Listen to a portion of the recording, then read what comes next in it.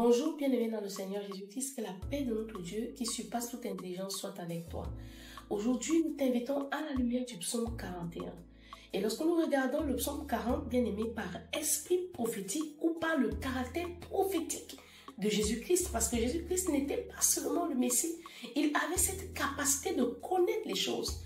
Car nous le voyons même dans la vie de la femme samaritaine, comment est-ce qu'il lui dit, oui, en cela tu as dit la vérité, cet homme aussi n'est pas ton mari.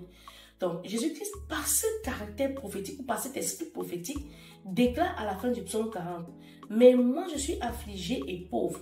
Qu'est-ce que Jésus-Christ voulait dire par là? Il parlait d'une pauvreté volontaire destinée à nous enrichir.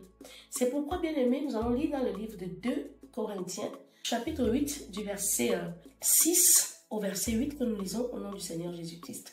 Nous avons donc engagé Tite à chercher chez vous cette œuvre de bienfaisance comme il l'avait commencé.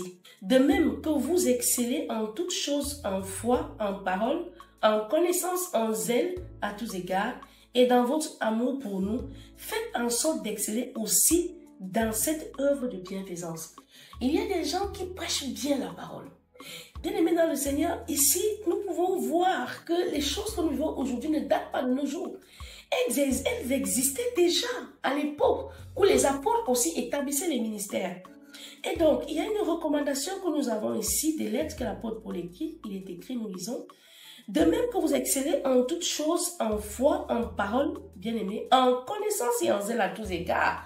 Oui, tu sers Dieu, tu chantes dans la chorale, tu prêches bien, tu prophétises, tu as tous les dons de l'esprit. C'est toi qui peux réunir des foules et faire des délivrances extraordinaires. Dieu aimerait que tu excelles aussi dans cette œuvre qui est la clé du secours de Dieu dans la détresse. Cette œuvre, c'est quoi? C'est des œuvres de bienfaisance. Verset 8. Je ne dis pas cela pour vous donner un ordre, mais pour éprouver par le zèle des autres la sincérité de votre charité.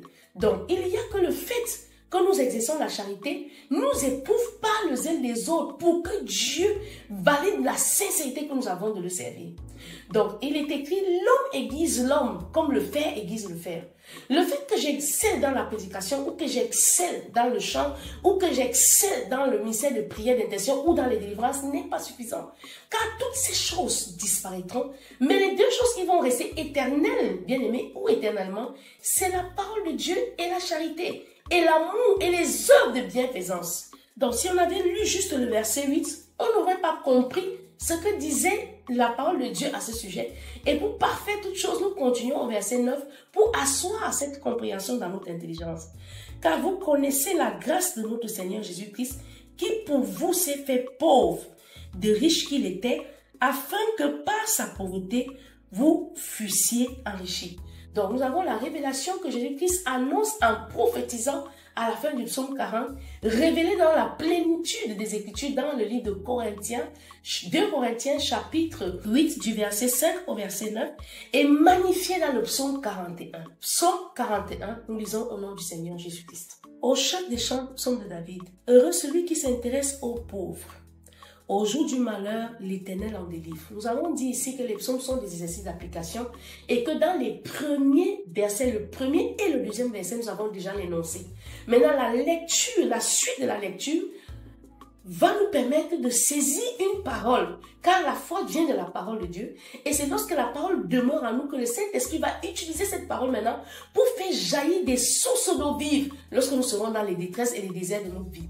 Donc quand je lis un psaume, les 2 premiers versets m'annoncent ce que le Saint-Esprit veut que je retienne par cet exercice de foi. Et maintenant, je vais me connecter à cette bénédiction en la suite de la lecture des versets. Donc aujourd'hui, tu sauras que si je veux être délivré dans les moments difficiles, ce n'est pas parce que j'aurais gardé de l'argent en banque. Ce n'est pas parce que j'aurais épousé un homme riche. Ce n'est pas parce que j'aurais fini d'avoir mes diplômes. Toutes ces choses ne sont pas mauvaises. Mais le véritable secours vient lorsqu'on a pratiqué des œuvres de bienfaisance, comme nous avons lu dans le livre de 2 Corinthiens chapitre 8 au verset 9.